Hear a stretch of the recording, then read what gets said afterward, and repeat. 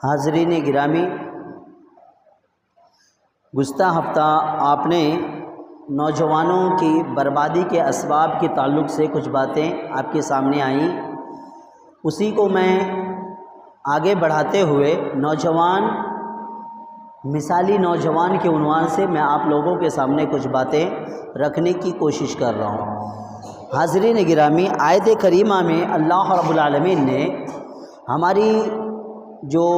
زندگی ہے، اللہ نے ہمیں جو پیدا کیا ہے، اس چیز کو اللہ رب العالمین نے بیان کیا ہے۔ اللہ نے کہا اللہ الذی خلقکم من ضعف، اللہ ہی ہے جس نے تمہیں کمزوری سے پیدا کیا، ضعف کمزور، ثم جعل من بعد ضعف قوہ، پھر کمزوری کے بعد اللہ رب العالمین نے تمہیں طاقتور بنایا، ثم جعل من بعد قوۃ، پھر طاقت کے بعد ضعف و شیبہ، پھر سے اللہ رب العالمین نے تمہیں کمزور اور بوڑھا بنا دیا۔ یخلق ما یشاء، وہ اللہ ہے جو چاہتا ہے جیسا چاہتا ہے بناتا ہے، وہو العلیم القدیر، اور وہ علم والا بھی ہے اور بہتر اندازہ لگانے والا بھی ہے۔ حضرین گرامی، اس میں آیت کریمہ میں جب آپ غور کریں گے تو آپ کو ملے گا کہ اللہ رب العالمین نے انسان کی حالات کو اس آیت کے اندر بیان کیا ہے کہ جب انسان ایک نطفہ، ایک خون کا معمولی سا لوتھڑا، جو ہم دیکھ کے بھی جس سے گھن محسوس کرتے ہیں، اسے دیکھنا بھی اور اسے ہاتھ لگانا بھی ہمیں گوارا نہیں ہے، اس کمزور چیز سے اللہ رب العالمین انسان کو بناتا ہے، اور اس سے بنانے کے بعد جب انسان پیدا ہوتا ہے، دنیا میں آتا ہے، تو کتنا ہی کمزور ہوتا ہے، وہ نہ اپنی ضروریات کو خود پورا کر سکتا ہے، نہ وہ اپنی ضروریات لوگوں تک بول سکتا ہے، نہ اس کے وہ قابل ہوتا ہے، یعنی اس کے ماں باپ نگراں ہوتے ہیں، ماں باپ اٹھا کر کے اس کی پرورش کرتے ہیں، اس کو کھلاتے ہیں، پلاتے ہیں، بڑھاتے ہیں، اور اس کی تعلیم و تربیت کا جو کچھ بھی مرحلہ ہے ماں باپ کے حوالے اللہ رب العالمین نے کر دیا کہ ماں باپ ہی کیا ہیں، اس کی ساری آؤ بھگت کرتے ہیں، اس کو بڑا کرتے ہیں۔ تو اس کے بعد میں انسان کیا ہو جاتا ہے، ثم جعل من بعد ضعف قوہ، پھر انسان ایک طاقتور ہو جاتا ہے، یعنی بچپن سے بڑھا کر کے انسان پھر جوانی کی دہلیز پر پہنچتا ہے، اور جوانی کی دہلیز پہ پہنچنے کے بعد وہ ذرا اپنے بازوؤں کو مضبوط پاتا ہے، اپنے عقل کو وہ توانا و تندرست پاتا ہے، اپنی جسم کو وہ دیکھتا ہے کہ بہت ساری مصیبتوں کو وہ جھیل سکتا ہے، وہ اپنی قدموں کو دیکھتا ہے کہ وہ اپنے آپ کھڑے ہو کر کے اپنے لیے اور اوروں کے لیے کچھ کر گزرنے کا قابل ہو گیا ہے۔ پھر اللہ رب العالمین کہتے ہیں ثم جعل من بعد قوۃ ضعفا، پھر اس کے بعد ایک مرحلہ ہوتا ہے جوانی کا، یعنی یہ ہمیشہ رہنے والی چیز نہیں ہے، یہ جوانی کا ایک مرحلہ ہوتا ہے، اس کے بعد میں انسان پھر کمزوری کی طرف چلے جاتا ہے، یعنی بڑھاپے کی عمر کو وہ پہنچ جاتا ہے، جہاں پھر سے وہ جیسے بچپنا میں وہ دوسروں کا محتاج تھا، بڑھاپے کے اندر آنے کے بعد وہ اب خود بھی محتاج پھر سے بن جاتا ہے، یعنی انسان پھر سے بڑھاپے میں وہ کبھی اولاد کا محتاج ہے، تو کبھی پاس پڑوس والوں کا محتاج ہے، تو کبھی ڈاکٹروں کا محتاج ہے، کبھی کھانے کے لیے دوسروں کا محتاج ہے۔ الغرض یہ کہ یہ انسان کو اللہ رب العالمین نے اس آیت میں بیان کر کے انسان کو سمجھایا ہے کہ تمہاری عمر کمزوری سے شروع ہو کر کے طاقت پہ آتی تو ہے، لیکن پھر تم کمزوری کی طرف چلے جاتے ہو۔ اللہ رب العالمین نے اس آیت کریمہ میں قوت کو ایک مثالی قرار دیا ہے کہ انسان جب جوانی کی عمر میں ہوتا ہے تو وہ ہر چیز کر گزرنے کے قابل ہوتا ہے، وہ جو کچھ جوانی میں کرے گا اسی کو وہ بڑھاپے میں پائے گا، جو ہماری زبان میں کہتے ہیں جو جوانی میں کرو گے تو سو بڑھاپے میں پاؤ گے، تو جو جوانی میں انسان اپنے لیے کرے گا اسی کو وہ بڑھاپے میں کاٹے گا۔ تو جوانی کی جو عمر ہے یہ ہمیشگی کی عمر نہیں ہے، انسان کو اللہ رب العالمین جو جوانی دیتا ہے یہ ہمیشگی کی نہیں ہے، بلکہ ایک حد تک اللہ رب العالمین موقع دیتا ہے، اسی جوانی کے اندر انسان اپنی آخرت کو بھی سنوار سکتا ہے، اسی جوانی کے اندر انسان اپنی دنیا کو بھی سنوارتا ہے، اسی جوانی کے اندر انسان اپنے آپ کے لیے بھی کچھ بناتا ہے، اسی جوانی کے اندر انسان اپنے گھر والوں کے لیے بناتا ہے، اپنی سماج کے لیے بناتا ہے، اپنے آپ کو تیار کرتا ہے کہ بڑھاپے میں میری من پسند زندگی کیسی ہوگی۔ یعنی جو کچھ بھی کرنا ہے آپ اسی جوانی کے اندر کرتے ہیں۔ یہ جوانی ہمارے لیے کر گزرنے کی عمر ہوتی ہے، اور یہی جوانی ہے جس کے اندر انسان پھنس جاتے ہیں۔ یعنی شیطانوں کا جو مقابلہ ہوتا ہے، شیطانوں کا جو حملہ ہوتا ہے اسی جوانی کے اندر ہوتا ہے۔ کبھی یہی انسان، یہی جوان انسان شباب کے اندر پڑا ہوتا ہے، کبھی کباب کے اندر لت پت ہوتا ہے، کبھی انسان لذتوں کے اندر پڑا ہوتا ہے، عشق و معاشقہ کے اندر پڑے ہوتا ہے۔ یعنی جس طرح جوانی جو ہے انسان کے لیے فائدہ مند ہے، اسی طرح شیطان کا حملہ حد سے زیادہ ہوتا ہے کہ اس جوانی کو شیطان بہکا دے۔ میرے محترم، تو ہمیں اپنی اس جوانی کی قدر کرنی چاہیے۔ اللہ رب العالمین نے جو ہمیں جوانی دی ہے اس کی ہمیں قدر کرنی چاہیے، چونکہ اس کے تعلق سے اللہ رب العالمین قیامت کے دن ہم سے سوال کرے گا۔ ہم جو جوانی ملی ہے ہم سوچتے ہیں کہ یوں ہی گزر جائے گا، بڑھاپے میں جا کر کے ہم کچھ عبادتیں کر لیں گے، تو یقین جانیے بڑھاپے کی عبادت اللہ رب العالمین کو اتنا پسند نہیں ہے جتنی کہ جوانی کی عبادت پسند ہے۔ اور یہی وجہ ہے کہ ساری عمر کا سوال اللہ رب العالمین تو کرے گا ہی کرے گا، لیکن خصوصی طور پہ آپ کی جوانی کو نکال کر کے اس کے تعلق اللہ رب العالمین سوال کرے گا۔ یعنی آپ بڑھاپے میں اچھے ہو گئے تو اس کا یہ مطلب نہیں کہ جوانی کے تعلق سے آپ سے باز پوچھ نہیں ہوگی۔ اللہ کے نبی صلی اللہ علیہ وسلم کی پیاری حدیث ہے، اللہ کے نبی صلی اللہ علیہ وسلم نے فرمایا لا تزول قدم ابن آدم یوم القیامہ حتی یسأل عن خمس، کہ ابن آدم یعنی آدم کی جو بھی اولاد ہیں ان تمام کو قیامت کے دن اللہ کے سامنے کھڑے ہونا پڑے گا، اور اس وقت تک اس کے قدم نہیں ڈگمگائیں گے، آگے نہیں بڑھیں گے جب تک کہ اللہ رب العالمین کے سامنے 5 چیزوں کا وہ جواب نہ دے لے۔ سب سے پہلی چیز اللہ رب العالمین سوال کرے گا ان عمرہ فیما افنا، یہ پوری عمر بچپن سے لے کر کے بڑھاپے تک، اسی کے اندر جوانی بھی آ جاتا ہے کہ ان عمرہ فیما افنا، میں نے تمہیں 1 سال سے لے کر کے 60 سال 100 سال کی عمر دی تھی، تم نے اس کو کہاں خرچ کیا؟ اللہ سوال کرے گا، ایک ایک سیکنڈ کے بارے میں پوچھے گا، ایک ایک گھنٹے کے بارے میں پوچھے گا، ایک ایک دن ایک ایک سال کے بارے میں پوچھے گا کہ تم فلاں سال عمر کے کہاں پہ تھے، تم اپنی عمر کے جب جوانی کے پہنچے تو کہاں تھے، 30 سال کی عمر میں کیا کر رہے تھے۔ یعنی ہر چیز کے بارے میں اللہ رب العالمین سوال کر لے گا ان عمرہ فیما افنا، کہ اپنی عمر کو تم نے خرچہ کہاں کیا، کہاں فنا کیا ہے۔ پھر اللہ رب العالمین خصوصیت کے ساتھ میں کہا وعن شبابہ فیما ابلا، تم نے جوانی کو کہاں پہ پزمردہ کیا ہے، کہاں پہ اس کو نپٹایا ہے، یہ بھی سوال ہوئے گا۔ یعنی اپنی جوانی کے بارے میں عمر سے کی تعلق تو سوال ہوئے گا ہی ہوئے گا، لیکن اس کے باوجود اللہ رب العالمین جوانی کو نکال کر کے جوانی کے بارے میں بھی سوال کرے گا کہ تم نے اپنی جوانی کو کہاں پہ ختم کیا، تم نے اپنی جوانی کو کہاں پہ گنوا دیا، تم نے اپنی جوانی کو کہاں پہ بوسیدہ کیا۔ اللہ رب العالمین اس کے تعلق سے سوال کرے گا۔ تو اس سے ہمیں اندازہ ہوتا ہے کہ اللہ رب العالمین کے یہاں جوانی کی کیا اہمیت ہے، نبی کریم صلی اللہ علیہ وسلم کی یہاں جوانی کی کیا قدر ہے، اور ہم لوگ اپنی جوانی کی کیا قدر کر رہے ہیں۔ اس کے بعد میں سوال ہوگا وَعَنْ مَالِهِ مِنْ أَيْنَ اكْتَسَبَهُ، کہ وہ جو مال ہے جو تم نے کمایا ہے یہ کہاں سے تم نے حاصل کیا۔ تو عمومی طور پہ یہ جوانی کے اندر ہوتا ہے، کہ جوانی کے اندر انسان کماتا ہے، مال جمع کرتا ہے، بڑھاپے میں تو ہاتھ پاؤں جواب دے دیتے ہیں، بچپن میں وہ دوسرے کا محتاج ہوتا ہے، جوانی ہی کی عمر میں وہ اپنے آپ کو مالدار پاتا ہے، اپنے لیے مال بناتا ہے، اپنی کمائی کرتا ہے، اپنے لیے مال کو جمع کرتا ہے۔ تو یہ بھی گویا کہ جوانی ہی میں داخل ہے کہ اللہ رب العالمین سوال کرے گا کہ تم نے جو مال کمایا وہ کہاں سے کمایا ہے۔ میرے محترم،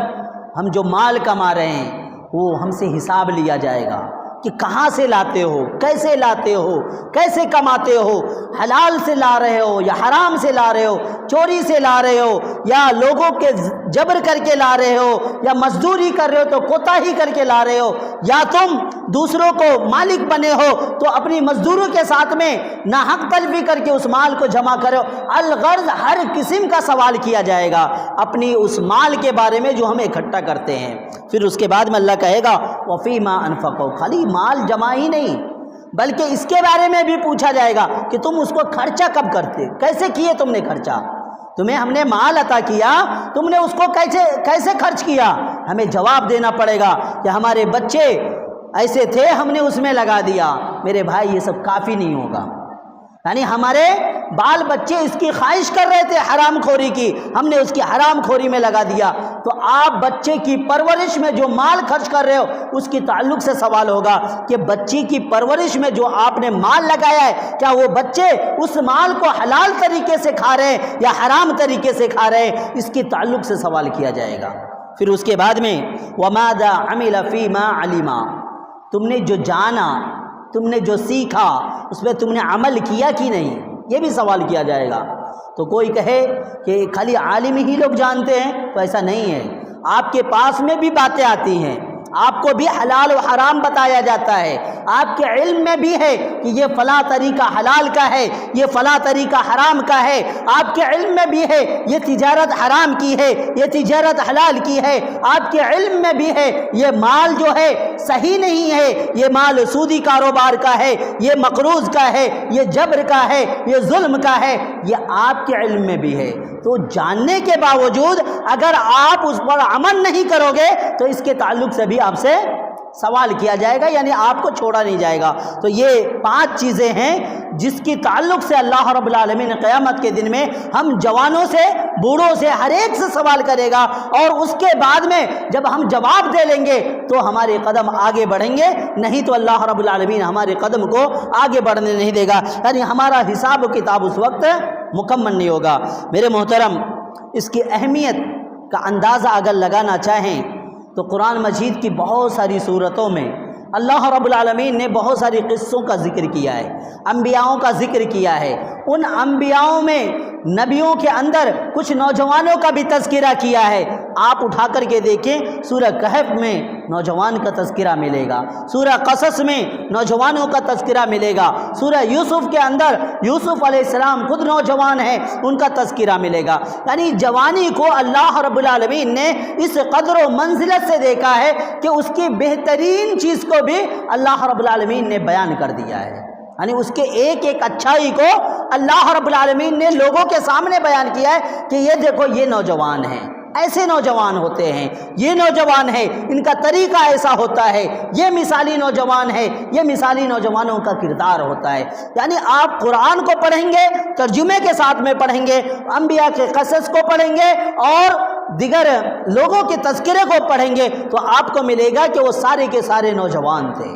اور ان نوجوانوں نے اپنے آپ کو اپنے رب کے لیے ایسے پیش کیا کہ رب اس سے خوش ہو کر کے اس کے تذکرے کو تا قیامت کے لیے، ہمیشہ کے لیے باقی رکھ دیا۔ میرے محترم، آئیے ہم دیکھتے ہیں کہ نوجوانوں کے اندر کیا صفات ہونی چاہیے کہ نوجوان جو ہے ایک مثالی نوجوان کہلائے، یعنی ایک آئیڈیل والا نوجوان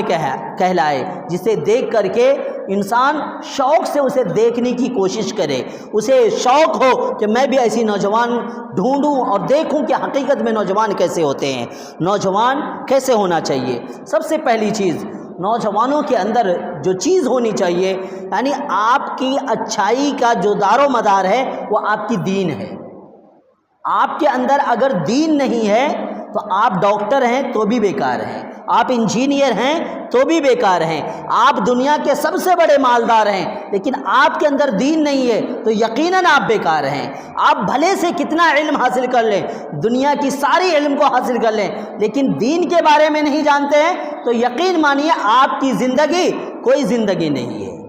پڑھ لکھ لیں، آپ دنیا بھر کا پڑھ لکھ لیں، لیکن دین کی جانکاری نہیں ہے تو آپ ایک دم کورے ہیں، بیکار ہیں، آپ کے لیے کوئی آخرت کے اندر کوئی جگہ نہیں ہے، اور آپ دنیا کے اندر بھی صرف پیسے کو دیکھیں گے، عزت آپ کو نہیں ملنی ہے۔ اور مرتبہ آپ کو نہیں ملنا ہے، شرف و مجد سے آپ کا تعلق نہیں ہے، بلکہ علم کا ہونا بہت ضروری ہے۔ میرے محترم، سب سے پہلی چیز جو ہمارے اندر، ہم جوانوں کے اندر اور سارے مسلمانوں کے اندر ہونی چاہیے، وہ دین کا علم ہونا چاہیے۔ دین کا علم سے مطلب ہے کہ آپ نوجوانوں سے اگر کوئی غیر مسلم سوال کر لے کہ تمہارا رب کون ہے، تم بتا سکو کہ میرا رب کون ہے۔ اگر میں یہ بات رک کر کے کسی جوان سے پوچھ لوں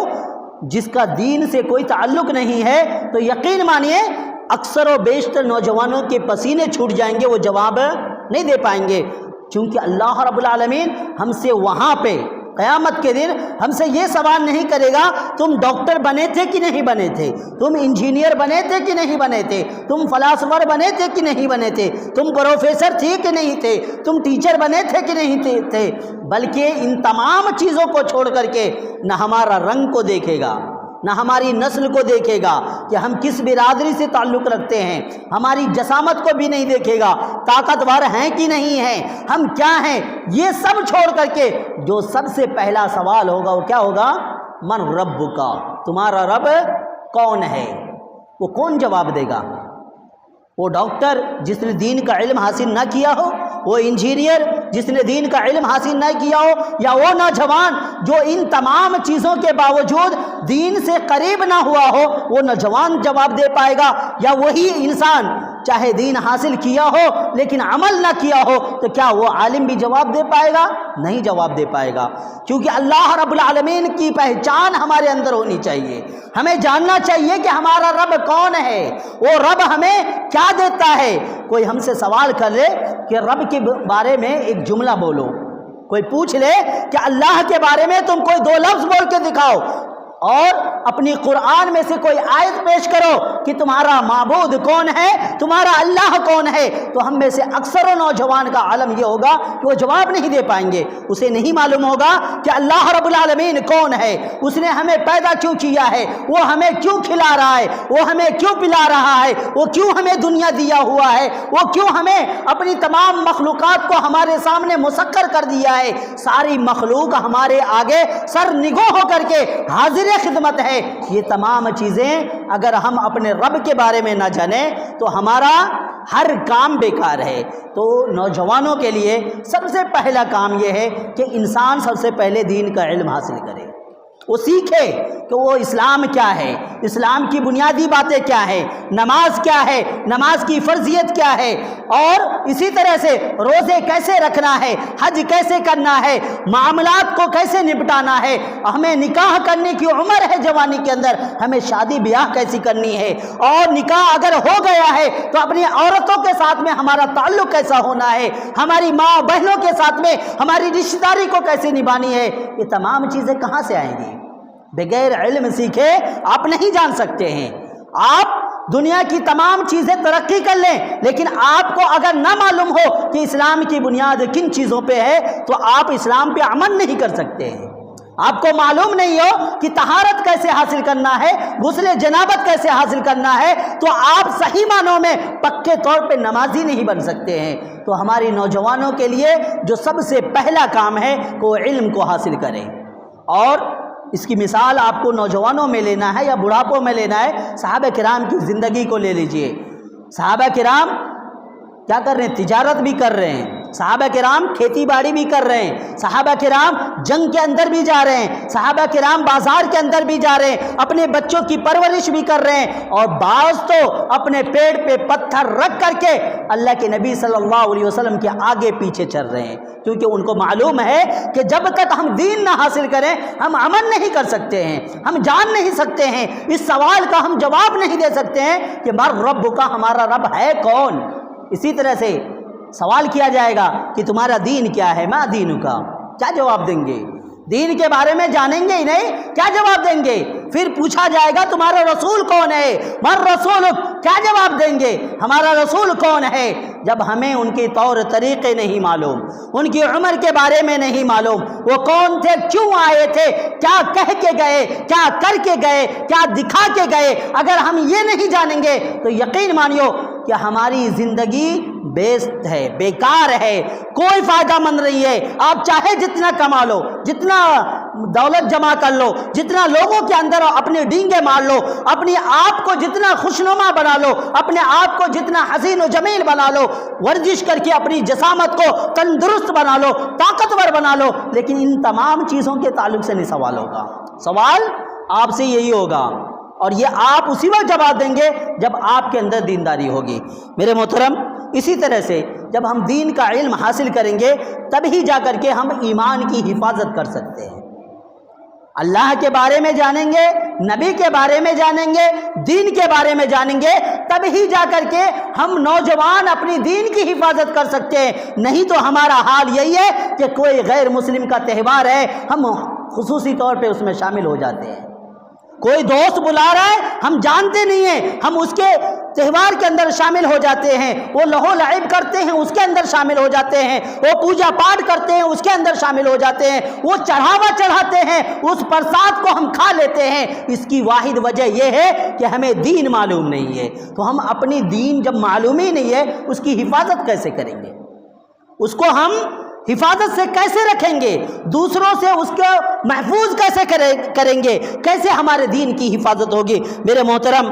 दीन की हिफाजत की ताल्लुक से उसी वक्त हमें मालूम होगा जब हम दीन हकीकत में हासिल कर सकें। अगर दीन हम हासिल नहीं करते हैं तो यकीन जानिए हम दीन के मुहाफिज नहीं बन सकेंगे। और इसी तरह से हम अमल करने चलें, तो अमल हम कैसे करेंगे?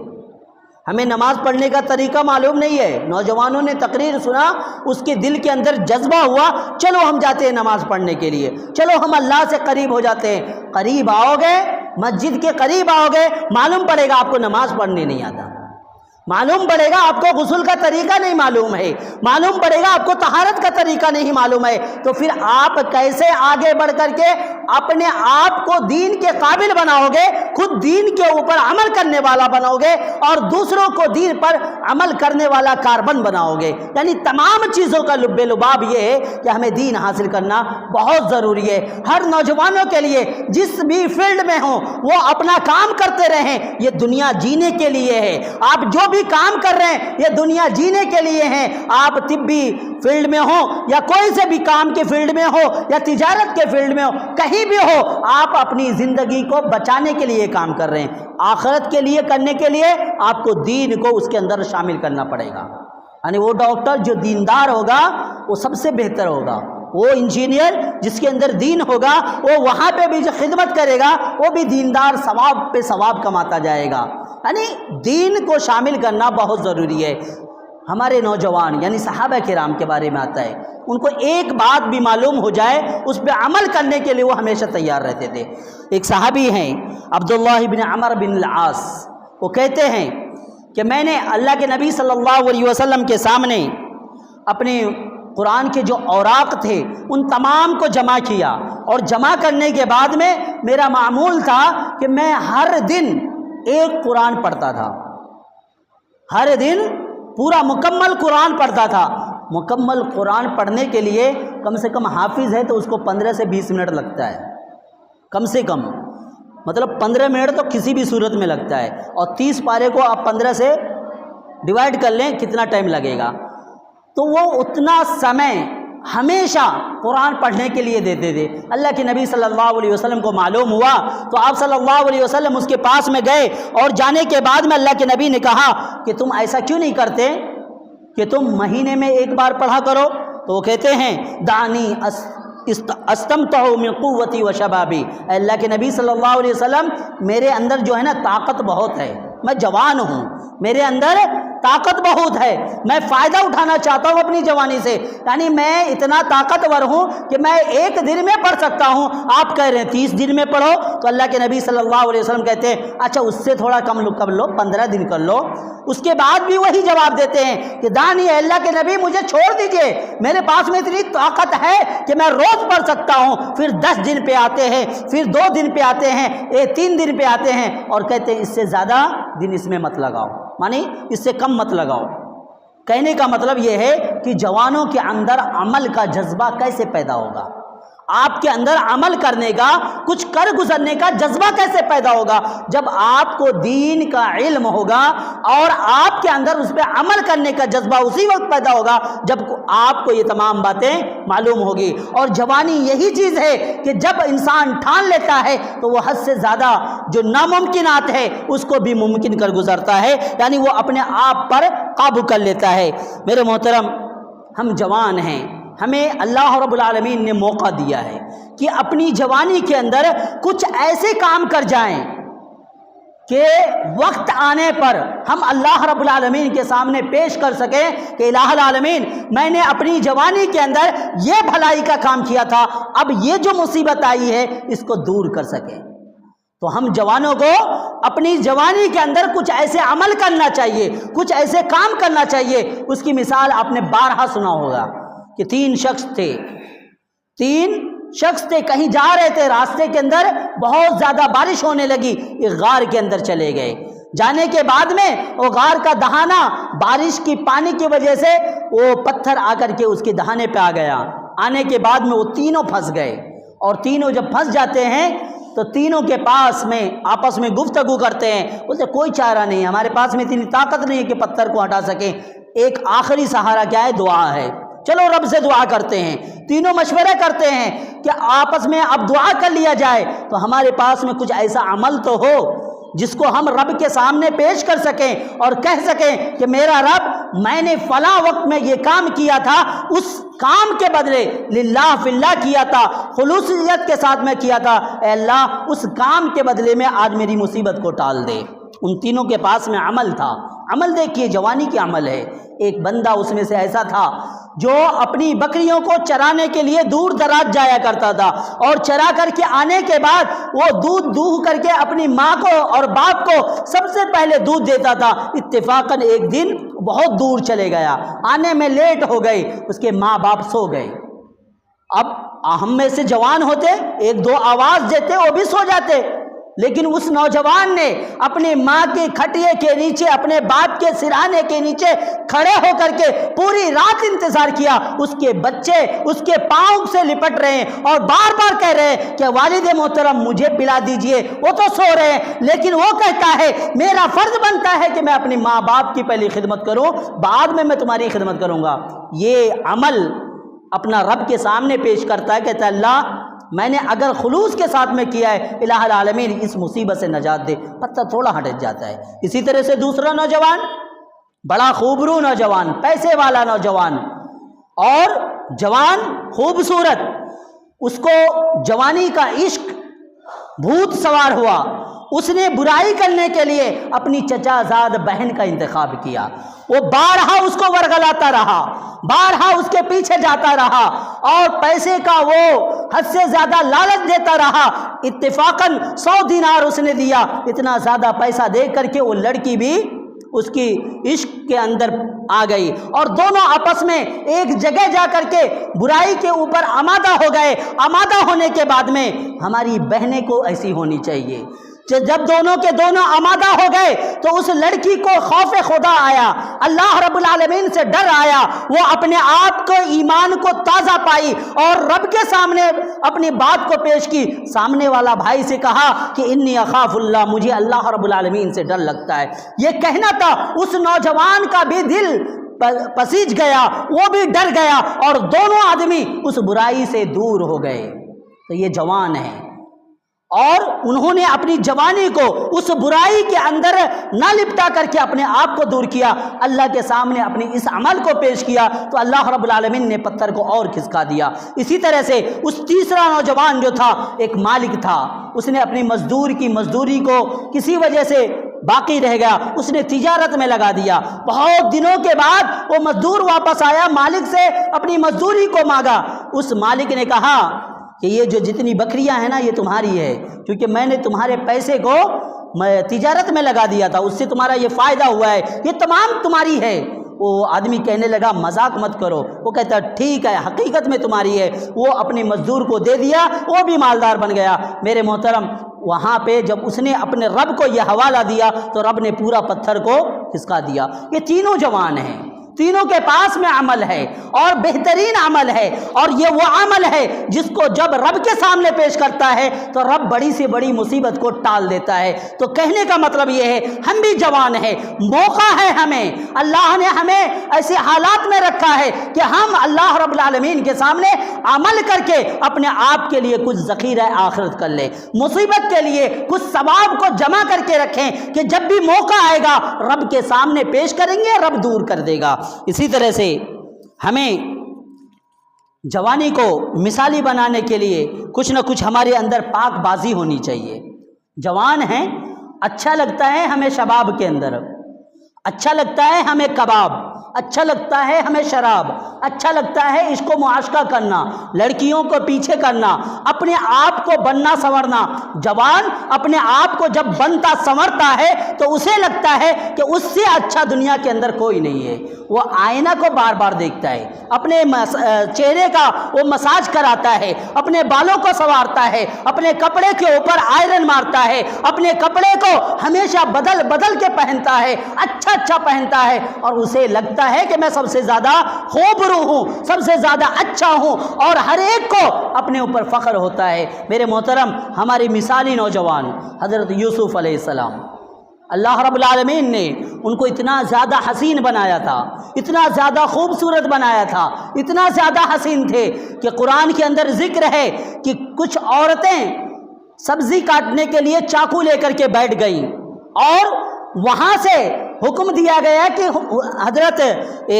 یوسف علیہ السلام کو اس کے سامنے سے گزارا جائے۔ ان کا حسن کا منظر آپ کے سامنے دیکھیے کہ عورتیں سبزی کاٹ رہی ہیں، اور جب یوسف علیہ السلام اس کے سامنے سے گزرتے ہیں تو عورتیں اپنی سبزی کو کاٹتے کاٹتے اپنی انگلیوں کو کاٹ لیتی ہے، اور اس کو دیکھتے اور تکتے رہ جاتی ہے، اسے احساس نہیں ہوتا ہے۔ ہم میں سے کوئی نوجوان ایسا نہیں ہے،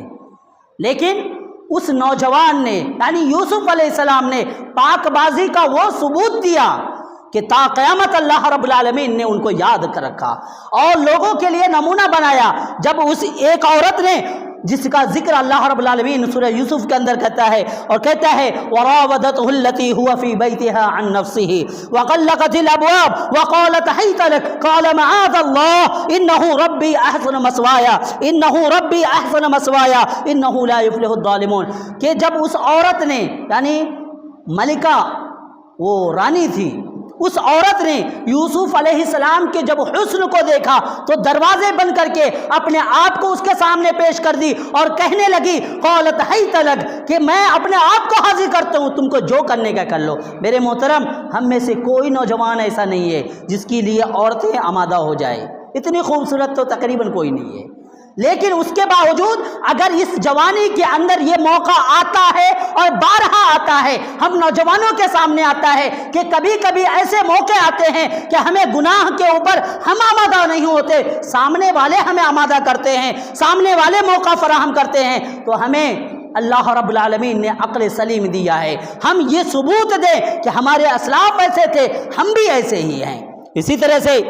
نوجوانی کے اندر انسان کو کیا ہے، بہت زیادہ طاقت ہوتا ہے،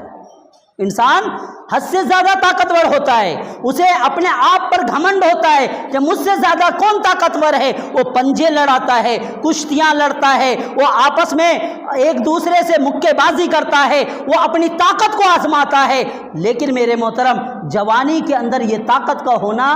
آپ کے لیے صحیح تو ہے، لیکن اس صحیح چیز کو غلط راستے پہ نہ لگائیں، یعنی کسی کو مال ہڑپ کرنے کے لیے نہ لگائیں، گنڈا بننے کے لیے نہ لگائیں، ڈان بننے کے لیے نہ لگائیں، سماج کے اندر دھونس جمانے کے لیے نہ لگائیں، غریبوں کا حق دبانے کے لیے نہ لگائیں، اپنے پاس پڑوسی کو ستانے کے لیے نہ لگائیں، کسی کی زمین پہ قبضہ کرنے کے لیے نہ لگائیں۔ یعنی اللہ نے طاقت دیا ہے، اس کا یہ مطلب نہیں کہ آپ غلط کام کرتے جاؤ، اس طاقت کا استعمال غریبوں پہ کرو، مجبوروں پہ کرو، مزدوروں پہ کرو، مقہوروں پہ کرو، مظلوموں پہ کرو، بلکہ اللہ نے آپ کو طاقت دیا ہے، اس طاقت کا استعمال آپ موسیٰ علیہ السلام کے جیسے کرو۔ موسیٰ علیہ السلام کی طاقت کا اندازہ قرآن نے بیان کیا کہ دو قبطی، ایک قبطی اور ایک فرعون، یعنی ایک اس کے قوم کے اور ایک فرعون کے قوم کے، دونوں لڑ رہے تھے، وہ بھی جوان تھے موسیٰ علیہ السلام، انہوں نے دیکھا لڑتے ہوئے تو انہوں نے اس جھگڑے کا سمپنن کرنا چاہا، لیکن جو فرعونی تھا وہ حد سے زیادہ غرور میں آ گیا، تو قرآن کہتا ہے فَوَكَزَهُ مُوسَى فَقَضَى عَلَيْهِ، ایک ہی گھوسا دیے اور وہیں پہ اس کا کام تمام ہو گیا۔ میرے محترم، آپ بھی اللہ نے طاقت دیا ہے تو لوگوں کے اندر مصالحت پیدا کرنے کی کوشش کریں، لوگوں کے جھگڑوں کو آپ مصالحت کے ذریعے ختم کرنے کی کوشش کریں۔ لیکن ہم نوجوان کیا کرتے ہیں؟ فوراً ویڈیو بنانا شروع کر دیے، اور آج کل کے نوجوان کو تو چھوڑیے، آپس کے اندر ایسے چاپلوسی کرتے ہیں، ادھر بھی چڑھا دیے ادھر بھی چڑھا دیے، دونوں کو آپس کے اندر لڑا دیے۔ یہ نوجوانوں کا کام نہیں ہے، یہ مثالی نوجوان نہیں ہو سکتے ہیں، بلکہ نوجوان یہ ہے کہ اللہ رب العالمین نے کہا انما المؤمنون اخوہ فاصلحوا بین اخویکم، کہ مسلمانوں تم آپس میں بھائی بھائی ہو، تم اپنے بھائی کو لڑتے ہوئے دیکھنا پسند نہیں کر سکتے، بلکہ کیا کرو؟ آپس کے اندر صلح کرا دو۔ یہ جوانی ہے، جوانی کا استعمال ہم صحیح طور پہ کریں۔ اسی طرح سے ہم اپنی جوانی کو ظلم کے خلاف استعمال کریں، مجبور کے حق کے لیے لڑنے کے لیے استعمال کریں، اپنی قوم کو آگے بڑھانے کے لیے استعمال کریں، اپنی قوم کے لوگوں کو جو ظلم زیادتی کے چکر میں پھنسے ہوئے ہیں اس سے نکال کر کے ایک بہترین راستے کے اوپر چلانے کی کوشش کریں۔ آپ کو مثال دوں، حضرت جعفر طیار رضی اللہ تعالیٰ عنہ، مسلمانوں کو حد سے زیادہ ستایا جا رہا ہے، کافر لوگ مکہ والے مسلمانوں کو چین کی نیند نہیں لینے دے رہے، اور اللہ کے نبی صلی اللہ علیہ وسلم کہتے ہیں کہ جعفر ان تمام لوگوں کو لے کر کے آپ حبشہ چلے جاؤ۔ وہاں پہ جاتے ہیں، وہاں بھی مکہ والے چلے آتے ہیں، آنے کے بعد میں مکہ والے مسلمانوں کے خلاف میں زہر اگلتے ہیں، بری بری باتیں بولتے ہیں اور کہتے ہیں کہ یہ لوگ دغا باز ہیں، ہمیں دھوکہ دے کے آئے ہیں۔ تو جوان وہاں پہ کھڑا ہوتا ہے، وہ جوان کون؟ جعفر طیار۔ اور جوان ایسی ہی ہونا چاہیے کہ قوم کو جب ستایا جا رہا ہو، قوم کے اوپر جب ظلم کیا جا رہا ہو، قوم کو جب لوگ نیچ کر رہے ہوں، قوم کو پریشان کر رہے ہوں، تو جوان کھڑے ہو جائے اور اس کی جو باتیں ہیں اس کو لوگوں کے سامنے بیان کرے۔ جعفر رضی اللہ تعالیٰ عنہ کھڑے ہوتے ہیں اور ہونے کے بعد میں کہتے ہیں اے بادشاہ، ہم لوگ مظلوم تھے، ہم لوگ مقہور تھے، ہم آپس میں لڑائی کرتے تھے، ہم آپس میں ایک دوسرے کے دشمن تھے، ہم میں ایک نبی آیا، اس نبی نے ہمیں دین اسلام کو سکھایا، اچھی باتیں بتایا، ہم اس نبی کی تابع ہو گئے، اس نبی کی بات کو مان لیا اور ہم سچے مسلمان ہو گئے، اسی جرم میں یہ مکہ والے ہمارا جینا حرام کر دیے۔ تو جوان تو ایسا ہونا چاہیے۔ میرے محترم، وقت تو ختم ہوا، لیکن کہنے کی بات یہ ہے کہ جوانی اللہ نے دیا ہے، آپ کو اللہ رب العالمین نے ہمت بھی دیا ہے، حوصلہ بھی دیا ہے، خوبصورتی سے بھی نوازا ہے، بہت ساری چیزیں آپ کو دی ہے، لیکن اس کا استعمال آپ صحیح کریں، اللہ کی عبادت کے لیے کریں، دین اسلام کی اعانت کے لیے کریں، اس کی اشاعت کے لیے کریں، اپنے آپ کو آگے بڑھائیں، اپنے ماں باپ کو آگے بڑھائیں، اپنے قنبہ قبیلہ کو آگے بڑھائیں، کیونکہ یہ جوانوں کا کام ہوتا ہے۔ اگر جوانی سے یہ کام نہیں لیں گے تو ایسی قوم کا رونا، علامہ اقبال نے اپنے شعر میں، علامہ اقبال کا ایک منظوم نظم ہے، بڑے بہترین نظم ہے، بارہا آپ نے سنا ہوگا، وہ کہتے ہیں کبھی اے نوجوان مسلم تدبر بھی کیا تو نے، کبھی اے نوجوان مسلم تدبر بھی کیا تو نے، وہ کیا گردوں تھا جس کا تم ایک ٹوٹا ہوا تارا، یعنی وہ تمہارے اسلاف تھے، وہ اسلاف ایسے تھے آسمانوں کے جیسے، تم اس کے تنکے ہو، بکھڑے ہوئے ہو، کبھی اپنے آپ پہ سوچا تو نہیں؟ تاریخ اپنا اٹھا کے دیکھ لو، تمہارے اسلاف کیسے تھے، وہ اسلاف جوانی کے اندر کیا کر گزرے تھے، وہ اسلاف جوانی کے اندر کیا کیا کارنامے انجام دیے تھے۔ کیا آپ کو یاد نہیں کہ اس ہندوستان کے اندر آنے والا 17 سالہ نوجوان محمد بن قاسم ہے؟ کیا آپ کو یاد نہیں اسامہ بن زید، بڑے بڑے صحابہ کے لیڈ کرنے والے اسامہ بن زید ہیں، محمد فاتح جو ترکی کا فتح کرنے والا وہ بھی 17 سالہ نوجوان ہے، وہ جعفر طیار وہ بھی کم عمر ہیں، اور اسی طرح سے غزوہ احد کے اندر شہید ہونے والا حمزہ نوجوان ہے، صہیب رومی نوجوان ہے، مصعب بن عمیر نوجوان ہے، اسی طرح سے جنگ بدر کے اندر شہید ہونے والا کافروں کے سب سے بڑے سردار کو مارنے والا وہ چند دو ہی نوجوان ہیں، دو چھوٹے چھوٹے بھائی ہیں، جسے صحیح سے گھڑ سواری نہیں آتی ہے، جسے تلوار اٹھانا نہیں آتا ہے، لیکن لوگوں سے پوچھتے ہیں کہ جو نبی کو گالی دیتا ہے وہ کہاں ہے؟ لوگ کہتے ہیں وہ دیکھو فلاں جگہ پہ ابو جہل ہے، وہ لڑائی میں مشغول ہے، دونوں بھائی آگے بڑھ کے جاتے ہیں، اس کی گردن کاٹ کے لاتے ہیں، نبی کے سامنے پیش کرتے ہیں، دونوں بھائی کہتے ہیں اللہ کے نبی میں نے اس کی گردن کاٹا ہے، دوسرا کہتا ہے اللہ کے نبی میں نے کاٹا ہے۔ میرے محترم، یہ ہمارے نوجوان ہیں، یہ ایسے نوجوان ہیں جس کے اوپر دل فخر کرتا ہے، جس کی قصے کو سننے کو دل چاہتا ہے، جس کی تعلیم و تربیت کو دیکھنے کا دل چاہتا ہے، جس کے کارنامے کو سن کر کے ہمارا دل باغ باغ ہو جاتا ہے۔ آگے علامہ اقبال کہتے ہیں تجھے اس قوم نے پالا ہے، تجھے اس قوم نے پالا ہے، آغوش محبت میں کچل ڈالا تھا جس نے پاؤں میں تاج سردارا۔ یعنی تم ایسی قوم کے بچے ہو جن کے قدموں کے نیچے سرداری دی گئی، لیکن انہوں نے اس کو بھی تیگ کر دیا، انہوں نے اس کی پرواہ نہیں کی، اور تم اسی قوم کے بچے ہو۔ اسی طرح سے تجھے آبا سے اپنے کوئی نسبت ہو نہیں سکتی، تجھے آبا سے اپنے کوئی نسبت ہو نہیں سکتی کہ تو گفتار وہ کردار، تو ثابت وہ سیارہ۔ یعنی تم صرف بولنے کے ہو اور وہ کردار یعنی عمل کرنے والے تھے۔ ہم بھی بولتے ہیں اچھے عمل کرو، اچھا کام کرو، موبائل پہ دن رات میسج بھیجتے ہیں، اور ہر ایک ماشاءاللہ سبحان اللہ انشاءاللہ مسلمان یہ ہو گیا، مسلمان وہ ہو گیا، فلاں مسلمان کی مدد کی جائے، فلاں کے لیے حق آواز بلند کیا جائے۔ ہر مسلمان اپنے واٹس ایپ کے ذریعے سے، اپنے فیس بک کے ذریعے سے، اپنے انسٹاگرام کے ذریعے سے، یوٹیوب کے ذریعے سے سارے نوجوان یہ باتیں پھیلاتا ہے، لیکن تم صرف گفتار ہو، یعنی صرف بول سکتے ہو۔ وہ کردار کے غازی تھے، تم کیا ہو؟ گفتار کے غازی ہو، صرف بول سکتے ہو، عمل نہیں کر سکتے ہو۔ اسی طرح سے گنوا دی ہم نے اسلاف سے جو میراث پائی تھی، گنوا دی ہم نے اسلاف سے جو میراث پائی تھی، سریا سے زمین پر آسمان نے ہم کو دے مارا۔ ہمارا عالم یہ ہے کہ اسلاف نے ہمیں، ہارون رشید کے زمانے کے اندر بدلیوں کا یہ عالم تھا کہ جب بادل ان کے سامنے سے گزرتا تو وہ کہتے تھے کہ اے بادل تو جہاں کہیں جا، جہاں کہیں برسنے کا ہے برس جا، اس کا خراج مجھ تک آئے گا۔ یعنی سلطنت اتنی وسیع تھی کہ بادل جہاں بھی برستا وہاں کی دولت امیر المومنین کے کھاتے میں آیا کرتی تھی، مسلمانوں کے سامنے آیا کرتی تھی۔ مسلمانوں کا یہ عالم تھا، اتنی زیادہ دولت وہ ہم کو دے کے گئے، ساری دنیا کے اوپر سکہ جمع کر کے گئے۔ وہ